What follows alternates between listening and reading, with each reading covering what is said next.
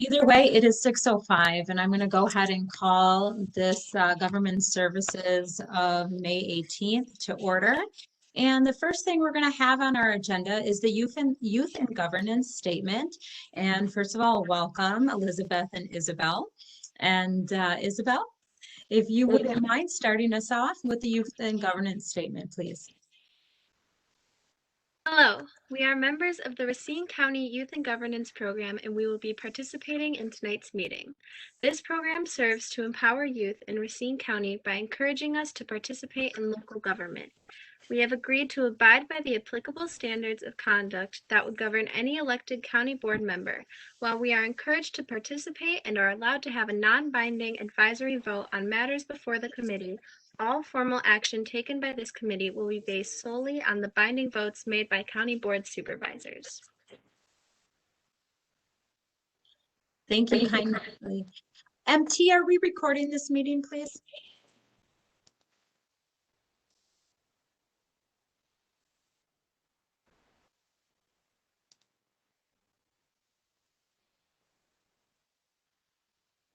I'm sorry, MT, if you're talking, we didn't hear you. Is this meeting being recorded?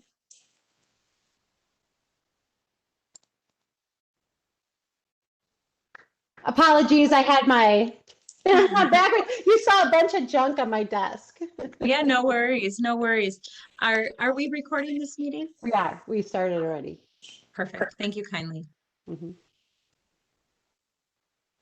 All right, so we have public comment on our agenda. I don't see anyone in attendance besides who we have before us and our other youth and governance representatives. So just for the sake of this meeting, I'm calling public comment. If there's anyone out there, you can unmute yourself.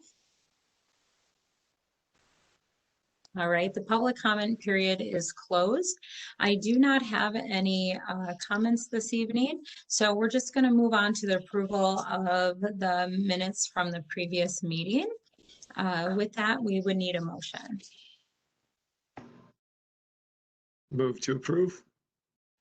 Thank you. I believe that was Dembski. Second. And okay, and I think I did hear Maldonado as the first second. If there is no discussion, I'm going to go ahead and ask for a vote by the committee first and second, the youth and governance representatives. So first, the committee, all those in favor say aye or raise your hand. Aye. Aye. All righty, very good. Thank you. And then the youth and governance representatives, how do you wish to vote? Aye or no? Aye. Okay, Elizabeth? Aye. Very good. Thank you.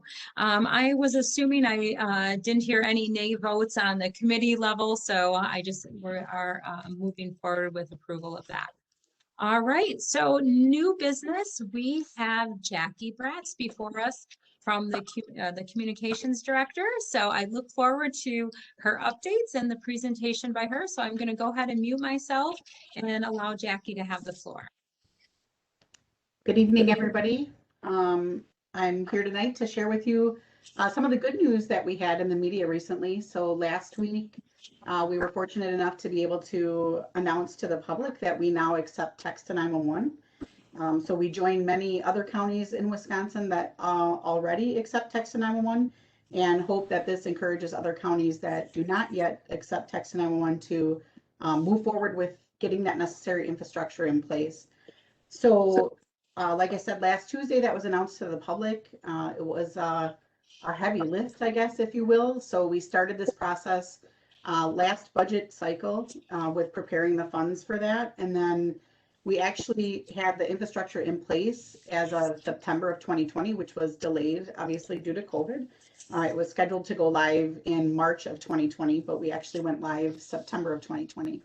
And then had to complete necessary testing with the different cell providers and making sure that we had everything in place for the FCC as far as being an official text to 911 recipient. So we've gotten a few texts so far, nothing that was life or death related, and probably more so just people testing it to make sure that their phone goes through, which the dispatchers have completed training as well to make sure that they're well-versed in making sure that we're answering those texts and able to transfer them to neighboring counties if needed as well. So, like the press release stated, it's meant for people that are either deaf, hard of hearing, or have some sort of speech impairment. If someone's in an area that has poor cell coverage, that helps, where you can sometimes send a text maybe through Wi-Fi, or you're able to get a text through, but a cell phone call will not go through. And then, of course, if you're in a situation where you're not able to talk out loud, allowing for you to give us the necessary information to get help to you. So we're excited to be able to offer that additional tool to everyone in Racine County that may need it.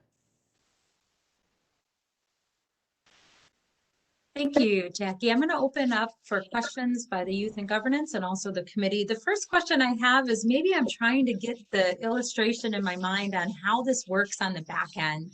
If I were to text and I guess just say, I need assistance, and that's all I wrote, right? How is that back and forth? Or what do you see on your end, and how is it conducted? So it comes up on our phone screen, saying like, please help. And so obviously our first question, just like if it was a phone call, our first question is, where is your emergency? What is the location of where you need services at? So we'll ask you those same questions that we would ask if you were to make a telephone call. So where's your emergency? What exactly is occurring? And obviously in a text, you have to be a bit more brief if you can be. So we want to make sure that you try to keep things brief, but to the point, and not use slang or, text lingo if at all possible, so that we can make sure that we're getting that clear message and not, having to guess at what your emergency might be. So location, location, location. We always need to know where the emergency is occurring first and foremost. Then we need to know what's occurring. Do you need rescue? Do you need police? Do you need fire resources? What kind of resources is it that you need?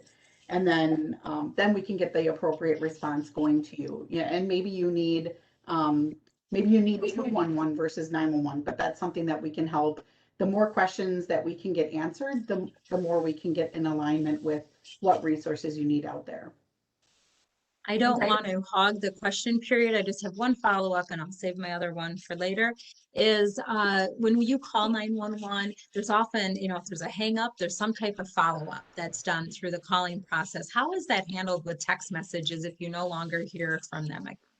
So it's handled somewhat the same way. We're going to keep sending a message, and we're going to attempt several times to get an answer to our questions. Do you have an emergency? Where are you if you do have an emergency? We'll attempt several times to get a response from the person before we'll actually also make a telephone call to that same number to try every avenue that we can to make sure that someone does not actually need 911 services. Thank you, Jackie. The rest of the committee are Youth and Governance. Please feel free. And okay, I see Maldonado, and next Supervisor Cruz. Thank you so much, Madam Chairwoman. Hey, Jackie, very grateful that this program is up and running. I just have a quick question. Do you know if the texting is available in Spanish too, or just English? Actually, that's a very good question, and that's something that I can follow up with our AT&T rep on. I know that we have language line for our voice calls, where we'll immediately get an interpreter on for hundreds of different languages that we might need, and we've used several different languages throughout the years that I've been here.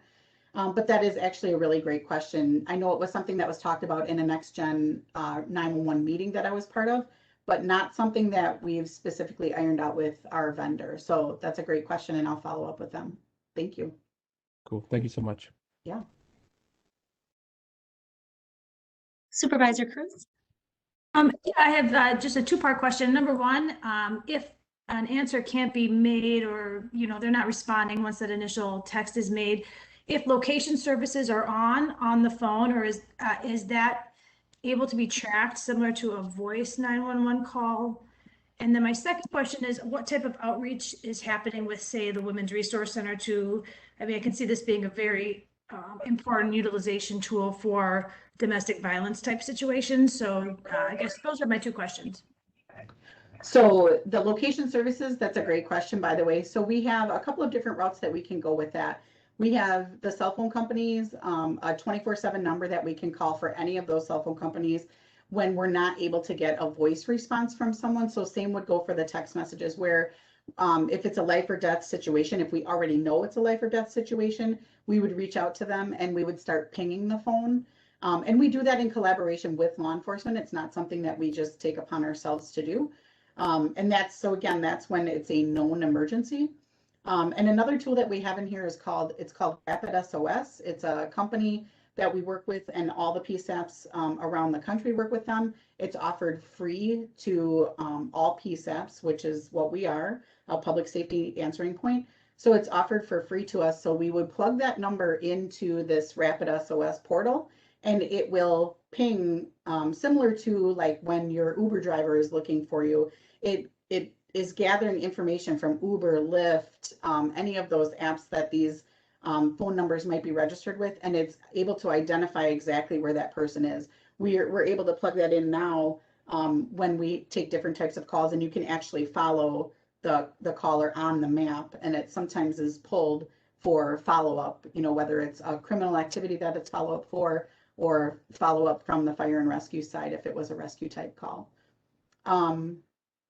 And the outreach, that's another great point. I can make sure that I reach out to the, places like the Women's Resource Center, the hospitality groups, Love Incorporated, and make sure that they're sharing with their clients that we do have this services as well. So some great questions. Thank Yeah. you. Anyone else from the committee have questions for Jackie? I see Supervisor Dembski and the next Supervisor Smetana. Thank you, Madam Chair. And hey, Jackie, Hey, great to see you as always. Every time you talk to a body that I'm a part of, usually, I always make it a point to say thank you for the work that you do and the work that your team does. You're the first line in front of the first line. And for those on the committee who don't know, my wife used to work with them as a 911 dispatcher. So I know that it is a seriously hard job. And I'm really grateful to you and everybody else who takes it on. Thanks, Jake. We're proud to be here. Absolutely. So I'll start with that. I'll start with the thanks. And I think I just have two pretty simple questions for the most part. One was, you mentioned 211, how a call might get diverted to 211. Can you talk to us more about what that is and why a call might get diverted that way? Yeah, if it's something where it's not really a law enforcement matter, like maybe they're looking for help for a friend of theirs, or just really looking for more of an advice type situation versus having an actual emergency right now. That's where we refer them to places like 211 or crisis outreach, things like that. We give them websites that they can go to where we've clarified that law enforcement is not something that they need at this point. Got it. Thank you. Yeah.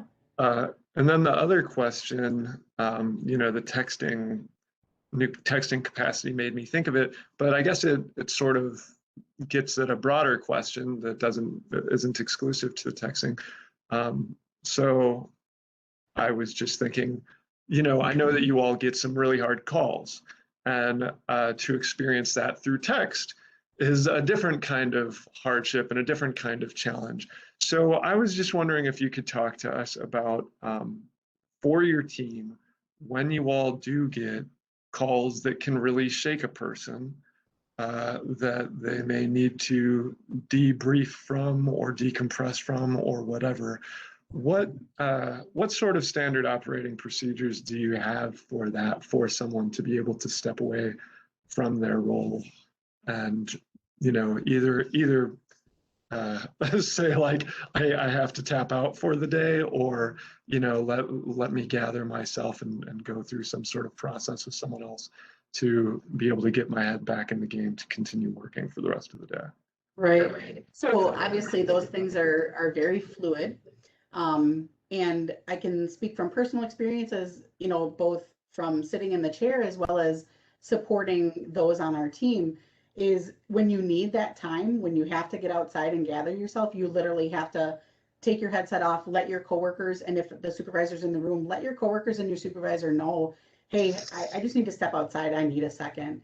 And we go outside. We have a couple of different break areas where we can go outside and just decompress. One of which is very isolated toward the back of the building here, where you're not gonna run into somebody as they're coming and going, you know, such as deputies or other dispatchers, where you can just kind of have a second to yourself, get some fresh air, process what you just listened to. And if you're not able to go back in and complete your job, if there's not a supervisor working, they can either call Jody or myself. And we have literally dropped to what we're doing to come in here, relieve them in the room, get them either the help that they need or get them home where they just need to be surrounded by their family right now. And then we'll follow up with them. We do have a peer support group here in our center where there's a team of people. Over the years, the team has dwindled to just a couple of people that are still trained in helping people just kind of talk through things as far as diffusings and debriefings, myself being one of them. And most recently, our team has collaborated with both Waukesha and Walworth County and provided assistance to the Kenosha dispatchers after they had dealt with the civil unrest that Kenosha saw over last summer. So some really good collaboration and training too for, you know, real live training for our team. So it's really just keeping an eye on each other. We've made sure that a number of people in our center have that peer support training, so they're able to better identify when somebody isn't really acting themselves or just really is just kind of disconnected from their normal course of action. We're also fortunate enough to be included with a lot of our PDs that we work with and or fire departments. When something major does occur, they're making sure that they're reaching out to myself or Jody and asking if, you know, if the dispatcher would like to be included, you know, whether it was the person who took the call, whether it was the dispatcher who was dispatching units through that very chaotic event, and including them in their debriefs as part of that whole unit. So that's been huge for our folks in here as well. Just knowing that they're even being viewed as part of that big picture, and that, you know, the other side of the radio is recognizing that we dealt with it in here, and while we didn't see the trauma, we envisioned it, and sometimes that can be worse. So I think there's been some major strides in the last several years of making sure that we're included in that, because we are part of the whole picture. Great, thank you. Yeah. Supervisor Smith-Hannah? Hi, Jackie. Thank you so much for you and your team.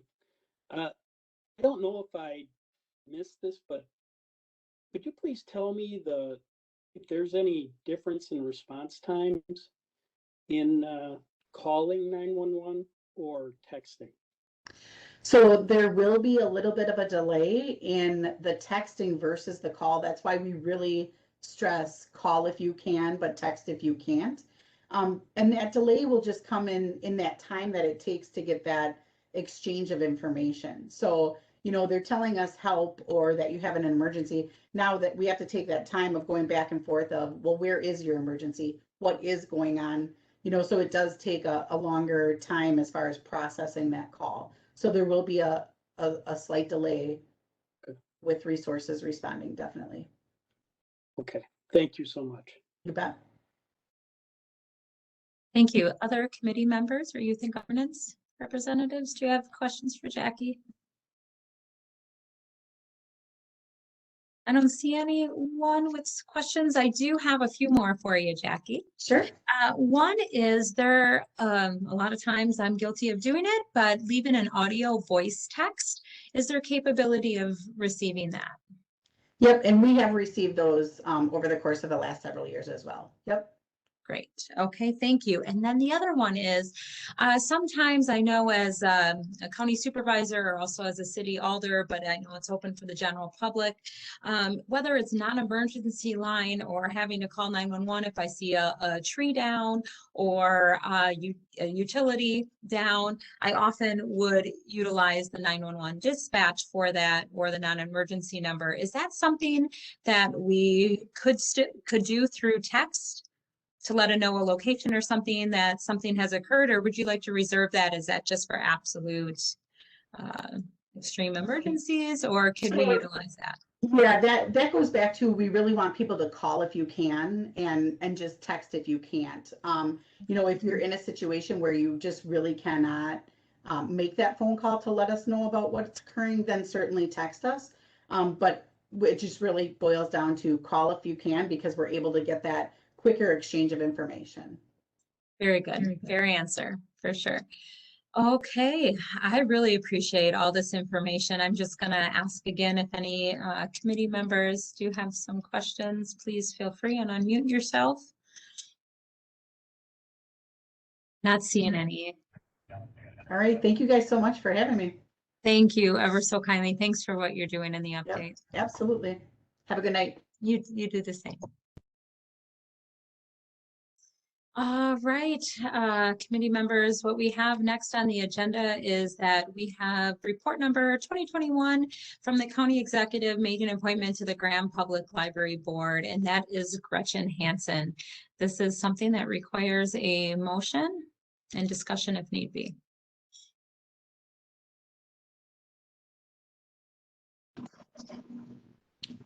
Move to approve the appointment. Thank Dembski. you. Thank you, Dembski. Who is the second? I apologize. Smetana. Oh, thank you. All right. Do we have any discussion on this appointment? Okay. All those in favor say aye or raise your hand. Aye. Aye. Aye. Okay. And youth and governance representatives, how do you wish to vote? Aye. Okay. Is there anyone not in favor? All right, that does pass. Thank you so much.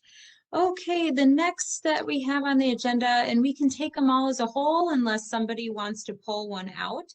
What you have here is the referrals from the county board, and these are resolutions that have come in from other municipalities.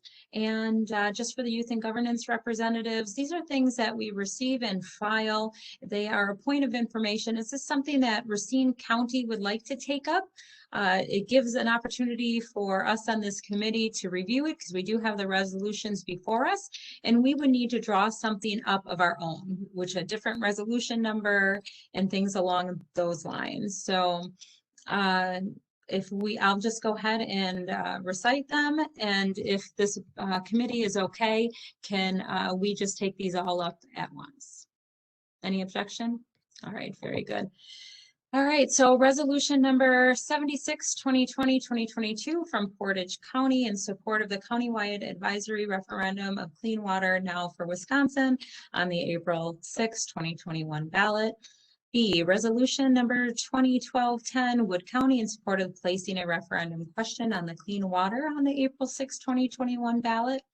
Resolution, this is C, resolution number 2021-127 from Clare County requesting the state of Wisconsin strengthen its hate crime statute, Wisconsin statute 938-645 to provide enhanced security to members of the Wisconsin marginalized communities.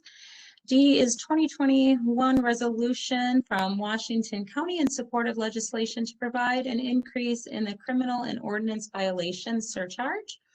E is resolution number 5, 2021, Green Lake County in opposition to changes in the wildlife damage abatement and claims program. And finally, F, 2021 resolution 2, Washington County in support of legislation to remove the requirement for duplicate copies of a transcript for application of a search warrant. Is there anyone with the motion? Motion to receive and file. Thank you, Maldonado. Do we have a second? Second. Okay, I believe it was Smetana. All right, do we have any discussion on those? Not hearing any. All those in favor, please say aye or raise your hand. Aye. All right, that was everyone. And youth and governance representatives, how do you wish to vote? Aye. Aye. Did I hear you, Elizabeth? Aye. Okay, very good. Thank you. With that, that does conclude our government services agenda. I just want to make aware that in the pipeline, we will have a joint communication that will be coming up. I believe, MT, we are deciding to go ahead and have that presentation before the full county board and then referred to government services. MT, is that how we decided? Very good. Is there any questions, especially youth and governance representative? Do you have any questions for us this evening? No? Okay, Elizabeth, how about you? No. Okay, well, thank you for being part of today's meeting, and I will go ahead and ask for a motion to adjourn. Motion to adjourn. Thank you, Supervisor Maldonado. A second? Second. All right, Supervisor Cruz, thank you so much for that. I am adjourning this meeting at 6:31. All right, thank you, everyone. Oh, MT, for the minutes, could we please note that Scott Meyer is excused?